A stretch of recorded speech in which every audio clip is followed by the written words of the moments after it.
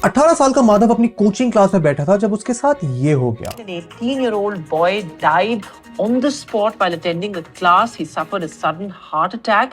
The student collapsed on the desk in the classroom. There you can see an absolutely shocking visual there. Madhav को जल्दी hospital लेके गए but unfortunately he could not survive. पर ये कहानी सिर्फ माधव की नहीं है। माधव की तरह 14 से 18 साल के बीच वाले लाखों बच्चे हैं जिनके ऊपर कॉम्पिटिटिव एग्जाम्स, IITs, एजुकेशन का, एंट्रेंस एग्जाम्स का स्ट्रेस बहुत ज्यादा है। स्टूडेंट का ब्रेन जो है ना सब नहीं समझ पाता हमारे ब्रेन पे कितना लोड है, कितना प्रेशर पड़ रहा है माइंड पे। अगर तुम्हें जानना है ना कितना स्ट्रेस है, Tata institute of social sciences ने एक सर्वे किया था कोटा में अराउंड 1000 बच्चों का और उसमें सिर्फ 5% थे जो अपने आप को लो स्ट्रेस में फील करते थे। एंड जब उनसे पूछा गया ना कि तुम यहाँ कोटा में कोचिंग काउंसलिंग ले क्यों रहे हो, तो a significantly high number of them said कि एग्जाम की नर्वसनेस, एकेडमिक्स का स्ट्रेस, फ्रस्ट्रेशन और थॉट्स ऑफ सुसाइड निकले। 2023 में अकेले कोटा में 26 केसेस आए थे। मतलब हर 2 हफ्ते में एक बच्चा सिर्फ और सिर्फ एग्जाम्स की वजह से अपनी जान दे देते हैं। 2015 के बाद से 2023 was the highest number of cases. अब माधव और कोटा के 26 बच्चे और लाखों और बच्चे जो कोचिंग लेने जाते हैं, मुझे और तुम्हें सिर्फ नंबर्स दिखते हैं। But it is only when something like this unfortunately happens in our close circle do we realize कि इस बात का वजन कितना भारी है। 18-year-old boy dying on the spot because of a heart attack. Extremely shocking there and a worrying trend that we've been seeing in the past couple of months, as I said. कोई नई बात नहीं है। छोटी सी उम्र में पढ़ाई का स्ट्रेस इतना ज्यादा होता है कि 30, 50, 70 साल के लोगों तक को सपने आते हैं कि वो एग्जाम्स में फेल हो गए। अब क्या इसमें गलती पेरेंट्स की है? क्योंकि पेरेंट्स कम उम्र में ही बच्चों को ट्यूशन क्लासेस के लिए भेज देते हैं, पर वो इसलिए भेजते हैं क्योंकि उन्हें डर रहता है कि उनके बच्चे अगर कोचिंग में जाके पढ़ाई नहीं करेंगे तो वो इस दौड़ में, लाइफ की दौड़ में, एजुकेशन की दौड़ में पीछे रह जाएंगे, उनका जीवन बर्बाद हो जाएगा। एक बार इतनी हिम्मत अगर कूदने के लिए बंदा सोसाइटी के लिए कर रहा है ना, एक बार इतनी हिम्मत जुटा के अपने पेरेंट्स को बुला के एक बार बोले कि पापा मुझसे नहीं हो पा रहा है। एंड इसी डर का फायदा कोचिंग सेंटर्स उठाते हैं। आज के समय में कोचिंग इंडस्ट्री का मार्केट रेवेन्यू 58,000 करोड़ का है and by 2028 it is supposed to grow to 1,33,000 crore. And last 10-15 साल में देखते ही देखते हर जगह बहुत सारे कोचिंग सेंटर खुल गए। कोई IIT क्लियर कराने का दावा कर रहा है, कोई JEE, कोई UPSC, इवन दो इनमें से काफी सारे क्लेम्स तो झूठे भी थे। शोएब आफ्ताब रैंक 1 आया था 2019 में नीट का। वो हर एक कोचिंग वाले उसका बैनर लगाते हैं, तो उसकी परमिशन लेते हैं, पैसे देते हैं। ये अमाउंट कोई छोटी अमाउंट नहीं है, काफी बड़ी अमाउंट है। कोचिंग सेंटर्स लाखों में बच्चों से फीस लेते हैं। हर एक बैच में बच्चे ठूस ठूस कर बिठाते हैं, इतना कि सांस लेने की भी जगह ना बचे। मैं और तुम तो 12th फेल एस्पिरेंट्स जैसे शोज देखकर कोचिंग सेंटर की स्ट्रगल को रोमांटिसाइज करते हैं, पर बहुत सारे कोचिंग सेंटर्स कोई सेफ्टी प्रिकॉशंस फॉलो नहीं करते, ना अपने पास काउंसलर्स रखते हैं बच्चों की मेंटल हेल्थ को टेक केयर करने के लिए। एंड वो इसलिए बिकॉज कोचिंग सेंटर्स एजुकेशन के लिए नहीं, बिजनेस करने के लिए बनाए गए हैं। अब इस कहानी में ट्विस्ट तब आता है जब इन सब चीजों को नजर रखते हुए गवर्नमेंट ने कोचिंग सेंटर्स के लिए नई गाइडलाइंस लॉन्च करी। The government has come up with new rules for coaching centers. They cannot enroll students below the age of 16. Private coaching centres पर केंद्र सरकार ने लगाम कस दी है। अब कोई भी कहीं भी और कभी भी प्राइवेट कोचिंग सेंटर्स नहीं खोल पाएगा। That the centers should not also guarantee ranks. Coaching centers can't make misleading promises, and the government has in fact issued these guidelines for coaching centers. Remember, amid multiple such reports of exam stress. And तुम सोचोगे कि इन guidelines के बाद तो coaching centres ही लड़ाई करने पहुंच जाएंगे, पर ऐसा नहीं है। बिल्कुल सही नहीं है सर, बिल्कुल सही नहीं है। ऐसा क्यों? अगर बच्चा छोटे में नहीं पढ़ पाएंगे तो आगे फिर कैसे कर पाएंगे? तो अच्छा तो नहीं लग रहा है, लेकिन फिर अब गवर्नमेंट क्या सोचा है, क्यों सोचा है, पता ना। पढ़ाई में ऐसे बच्चों थोड़ा मतलब लूज हो जा रहे हैं। और ये पेरेंट्स का मतलब हुआ ना, मतलब अब इसमें सरकार क्यों डिसाइड कर रही है? ये तो हमारा अपना फंडामेंटल राइट है कि हम चाहते हैं कि हमारे बच्चे को एजुकेशन मिले और इस तरह की चीजें वो करे और बेटर एक्सेल करे। तो इसीलिए हम चाहते हैं कि मतलब ये गाइडलाइंस जो है मतलब इसको वापस लिया जाए और मतलब कोचिंग इंस्टीट्यूट, मतलब ये हमारी मर्जी होनी चाहिए कि हम कोचिंग इंस्टीट्यूट में डालना चाहते हैं कि नहीं। थोड़ा शॉकिंग है ना कि बच्चे और पेरेंट्स उन जगहों को सपोर्ट कर रहे हैं जो उनका जीवन खराब कर रही हैं काफी हद तक। क्या गाइडलाइंस हैं? कोचिंग सेंटर कैसे बच्चों को धोखा दे रहे हैं? क्यों पेरेंट्स और बच्चे इस जाल में फंसे हुए हैं? क्यों पेरेंट्स खुश नहीं है? ये सब डिस्कस करेंगे इस वीडियो में, पर उसके साथ साथ हमें कुछ सवाल भी हैं जो पूछने पड़ेंगे अपने आप से, कोचिंग सेंटर से, उन पेरेंट्स और बच्चों से, कि क्यों माँ बाप बच्चों की पढ़ाई के लिए कोचिंग में लाखों खर्च कर देते हैं। क्यों? जहां पहले ट्यूशन जाना एक एडिशन एक्टिविटी हुआ करती थी स्कूल के बाद, आज वो बच्चों का लाइफस्टाइल बन गया है। क्या इसके पीछे सिर्फ कॉम्पिटिटिव एग्जाम्स है या फिर कुछ और? एंड क्यों बच्चों पर एग्जाम्स का इतना स्ट्रेस होता है कि मौत का डर उनको एग्जाम के स्ट्रेस से कम लगता है? देखते ही देखते कोचिंग जो एक एजुकेशन का जरिया था 58,000 करोड़ का बिजनेस कैसे बन गया? एंड फाइनली जितना स्ट्रेस, पढ़ाई का प्रेशर और एनर्जी एक 16 साल का बच्चा उठाता है कॉम्पिटिटिव एग्जाम के लिए, क्या वो जस्टिफाइड है? इन सारे सवालों के जवाब के लिए जो गवर्नमेंट ने नई गाइडलाइंस निकाली उनको समझना बहुत जरूरी है। कोचिंग सेंटर को रेगुलेट करने के लिए गवर्नमेंट ने कुछ गाइडलाइंस निकाली, जैसे किसी भी प्राइवेट कोचिंग सेंटर को रजिस्टर होना जरूरी है। अब कोई भी कहीं भी और कभी भी प्राइवेट कोचिंग सेंटर्स नहीं खोल पाएगा, उसे रजिस्ट्रेशन कराना होगा। सभी टीचर्स का बैकग्राउंड चेक होगा, जहां उनके एजुकेशन क्वालिफिकेशंस को देखा जाएगा। They cannot hold classes for more than 5 hours a day, so students get some time to relax. Coaching centres parents से बच्चों के सिलेक्शन की गारंटी नहीं कर सकते, कोई भी मिसलीडिंग एडवर्टाइजमेंट या क्लेम्स नहीं कर सकते। कोचिंग सेंटर किसी छात्र से मनमानी फीस नहीं वसूल सकेंगे। अगर कोई बच्चा कोचिंग छोड़ने का फैसला करता है तो उसके बचे हुए कोर्स की फीस 10 दिन के अंदर वापस होनी चाहिए। And if a student leaves midway, they should be refunded. The full fees won't be lost. हर बच्चे के लिए कोचिंग सेंटर में सफिशिएंट स्पेस होनी चाहिए, सीसीटीवी कैमरास, प्रोटेक्शन और बच्चों की मेंटल हेल्थ के लिए काउंसलर्स भी होने चाहिए। कोचिंग सेंटरों के पास फायर और भवन सुरक्षा संबंधी एनओसी होनी चाहिए। परीक्षा और सफलता के दबाव को लेकर छात्रों की परेशानी दूर करने के लिए उन्हें मनोवैज्ञानिक और मानसिक स्वास्थ्य संबंधी सहायता भी उपलब्ध कराई जाए। एंड यहाँ तक सब अच्छा था, लेकिन पेरेंट्स को दिक्कत हुई यहाँ पर। The government has come up with new rules for coaching centers. They cannot enroll students below the age of 16, only high school students now. Government ये ठीक नहीं कर रही है। गवर्नमेंट का ये फरमान तो तुगलक फरमान हो गया। तो गाइडलाइंस तो बेसिकली एकदम से थोपी गई हैं सरकार के थ्रू। किसी भी इंस्टीट्यूट से ऐसी बात नहीं करी, पेरेंट्स से कोई कंसल्टेशन नहीं की गई, क्योंकि ये तो हमारी ज़रूरत है। हमें चाहिए अगर अपने बच्चे के लिए कोचिंग तो हम उसको भेजना चाहेंगे। जब स्कूल में नहीं नॉलेज मिलेगी तो हम तो प्राइवेट कोचिंग सेंटर ही देखेंगे ना, कि हमारे बच्चे को ज़्यादा से ज़्यादा नॉलेज मिले, जिससे हाँ हमारा बच्चा भी एग्जाम पास करे। अब तुम ये सोच रहे होगे कि ये पेरेंट्स इतने गलत कैसे हो सकते हैं, क्या उन्हें अपने बच्चों की हेल्थ की चिंता नहीं है? पर यहाँ पे उनका गुस्सा होना बहुत जायज है।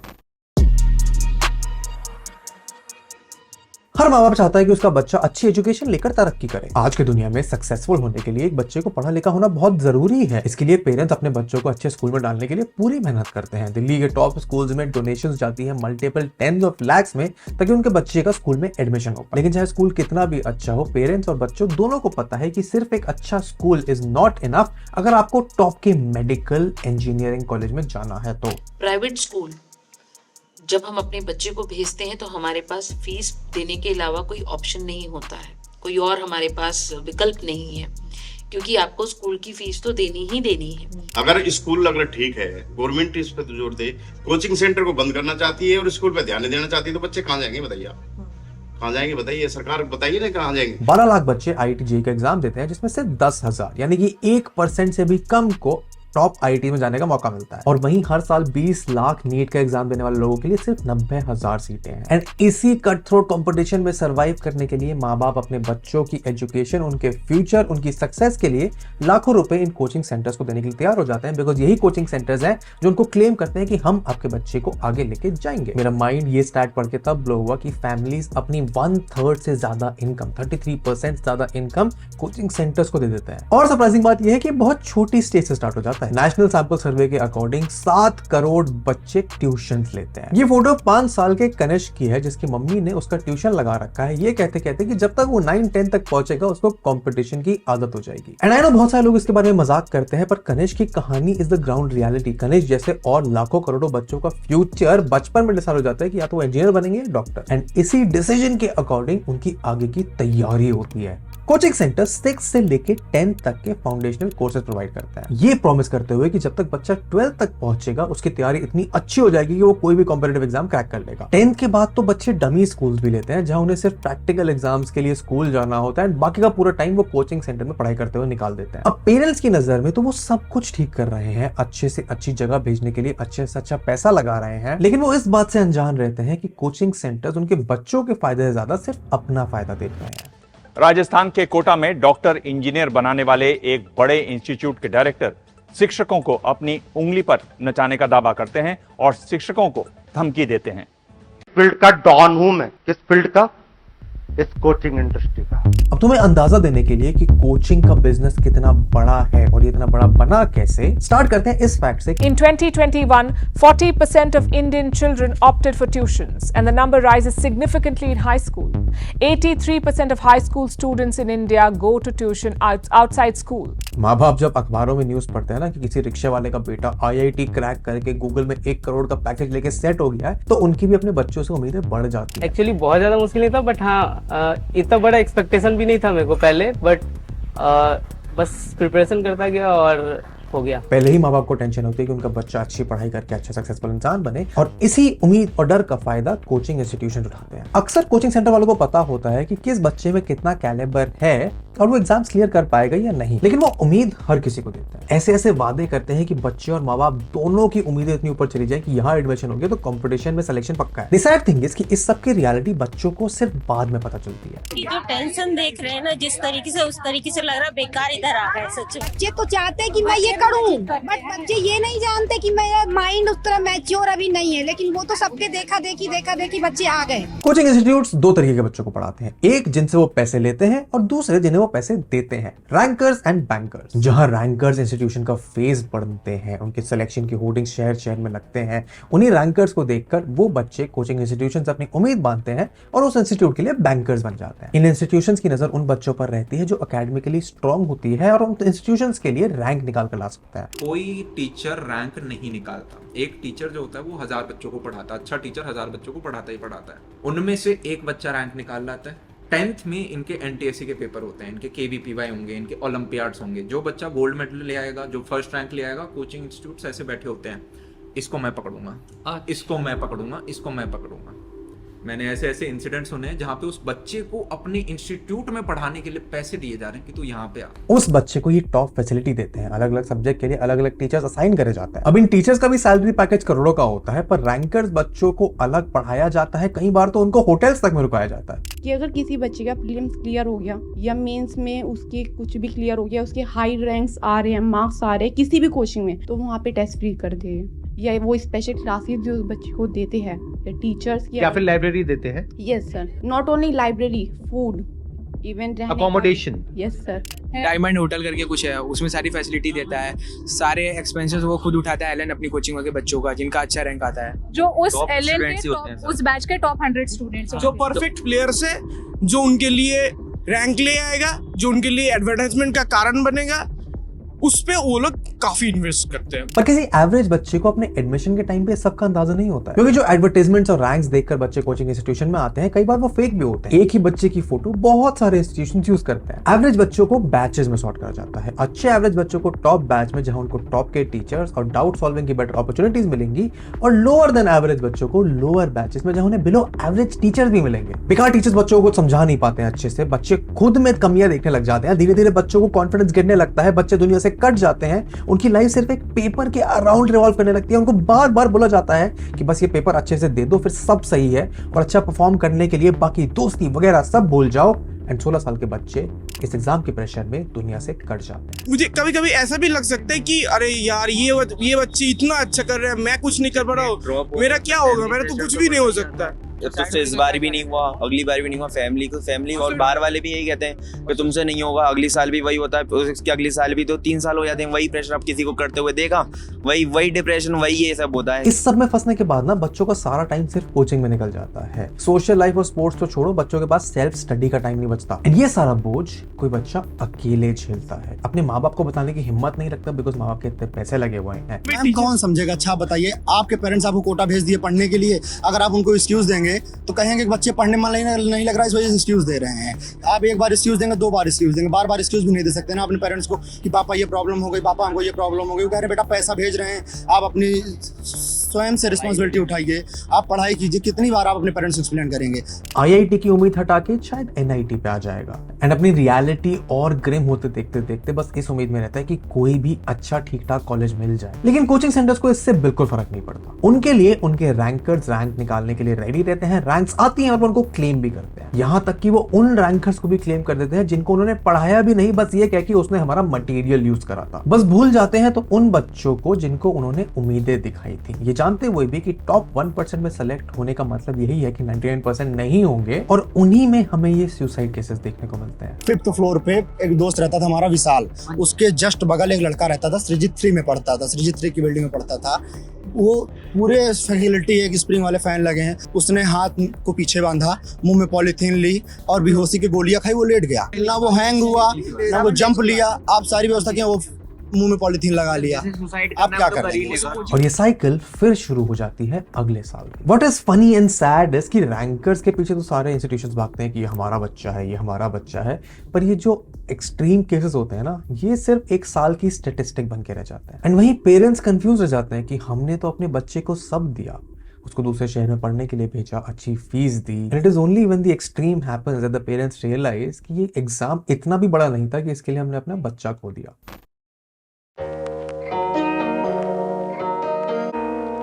लेकिन एज इंडियन हमें सोचना चाहिए कि हमारा ये वहम कि अच्छी लाइफ के लिए टॉप इंजीनियरिंग और टॉप मेडिकल कॉलेज निकालना इकलौता रास्ता है, इतना बड़ा है क्यों और ये कम क्यों नहीं हो रहा है? इस प्रेशर को समझने के लिए तुम्हें लेके चलते हैं साउथ कोरिया। साउथ कोरिया जहां लोग बहुत मेहनत करते हैं, दिन रात एक करते हैं, अच्छा लाइफस्टाइल भी जीते हैं, वहां 10 से 39 इयर्स के लोगों के बीच में suicide leading cause of death है। 2021 में ही 1 लाख से ज्यादा लोगों ने मेंटल डिसेबिलिटी रजिस्टर करी थी। वहीं जापान की बात करें तो वहां पे बहुत नोटोरियस है हिकियोमोरी। ये कोई डिश नहीं है, लेकिन एक बहुत बुरी मेंटल कंडीशन है जो पैंडेमिक की तरह वहां के लोगों में फैलती जा रही है। लोग 10-10 साल आइसोलेट हो जाते हैं, किसी से बातचीत नहीं करते, क्योंकि उन्हें किसी टेस्ट में फेल होने के बाद या किसी जॉब के रिजेक्शन के बाद इतनी शेम होती है अपने ऊपर कि वो अपना चेहरा नहीं दिखाते हैं। एंड सिर्फ कुछ नंबर्स, कुछ एग्जाम्स के पीछे भागने के साथ लाइफ की मेंटल हेल्थ के अलावा और बहुत सारे फैक्टर से फर्क पड़ता है। अपने टीनेज और डेवलपमेंट ईयर्स को सिर्फ एक एग्जाम के लिए डेडिकेट करने वाले लोग 20s में फाइनेंशियल प्लानिंग नहीं कर पाते हैं। बजट कैसे बनाना है, सेविंग्स कैसे करनी है, इन्वेस्टमेंट कैसे करनी है। एक बहुत बड़ा चंक ऑफ यूथ क्लूलेस है इस मामले में। एक सर्वे के अकॉर्डिंग 72% को समझ ही नहीं आता कि कहां इन्वेस्ट करना है। 56% को नॉलेज ही नहीं है कि पर्सनल फाइनेंस हैंडल कैसे करता है, क्योंकि once they start earning money they realize कि ये चीजें जो लाइफ को अगले और 30-40 साल अच्छे से जीने के लिए बहुत जरूरी है,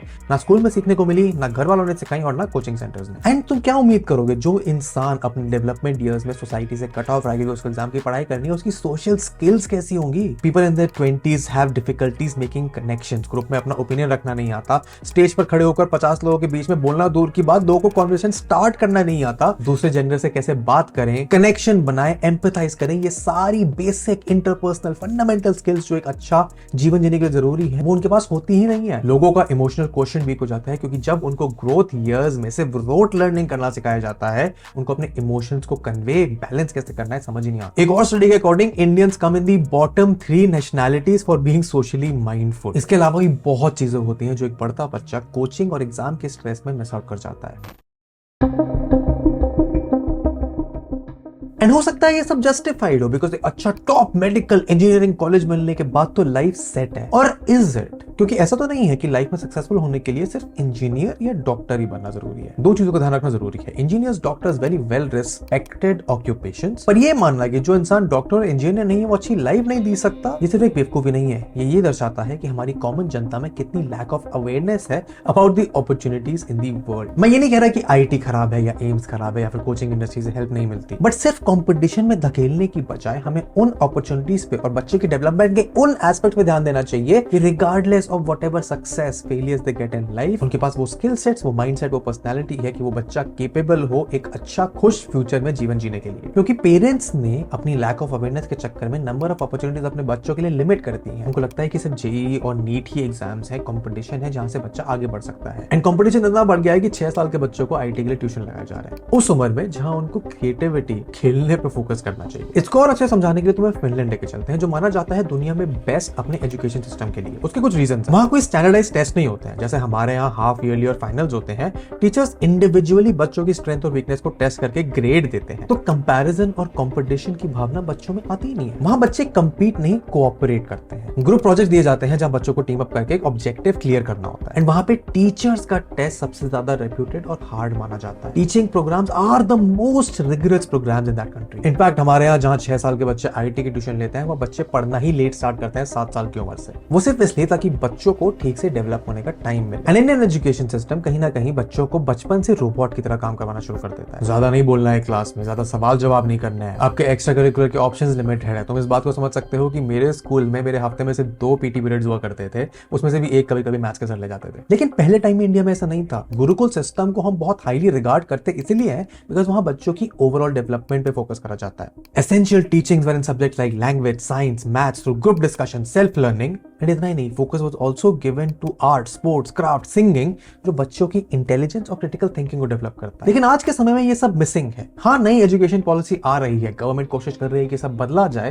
पर वो तब तक नहीं होगा जब तक पेरेंट्स और बच्चे खुद इस चीज को सपोर्ट नहीं करते। क्योंकि अगर तुम अपने IIT, JEE और नीट के बबल से थोड़ा सा बाहर निकल के देखोगे तो तुम्हें रियलाइज होगा कि ऐसे हजारों, लाखों लोग, करोड़ों लोग हैं जो अच्छी लाइफ जी रहे हैं बिना इंजीनियर और डॉक्टर बने। इसीलिए it becomes the duty of the parents to give all sorts of exposure to their children, अपने बच्चों की स्ट्रेंथ एंड वीकनेस को समझना, and let the child experiment with his or her thoughts. अपनी curiosity को create करो, उससे चीजें बनाओ, मेक कनेक्शंस अपने आसपास के लोगों से, एंड एक ऐसा जीवन जियो जो तुम्हारी खुद की आइडियोलॉजीज पे बना हो। एंड अल्टीमेटली कोचिंग सेंटर्स की सक्सेस का और बच्चों की इतनी बुरी हालत का कॉज सिर्फ पेरेंट्स है। क्योंकि पेरेंट्स अपना अंदर चाहते तो हैं कि वो बच्चों को सपोर्ट करें, उनको आगे लेके जाए, बट वो जितना एफर्ट और टाइम और पैसा बच्चों को कोचिंग में भेजने में लगा देते हैं, वो बस उस रिस्पॉन्सिबिलिटी को, जो उनकी जिम्मेदारी अपने बच्चे को बड़े करने की, कोचिंग सेंटर्स के ऊपर थोप देते हैं। ऐसे केस में ना बच्चे का फायदा होता है और ना पेरेंट्स का, बिकॉज उनके बीच का बॉन्ड उतना क्लोज नहीं रहता। वो बच्चे के साथ टाइम स्पेंड नहीं कर पाते, उसकी अच्छाई, बुराइयां, पसंद नापसंद को समझ नहीं पाते, और इसका सारा फायदा सिर्फ कोचिंग इंस्टीट्यूशन लेके चले जाते हैं। There is a whole different video which we can make about कि बच्चों को कैसे बड़ा करना चाहिए पेरेंट्स चाइल्ड की रिलेशनशिप पे,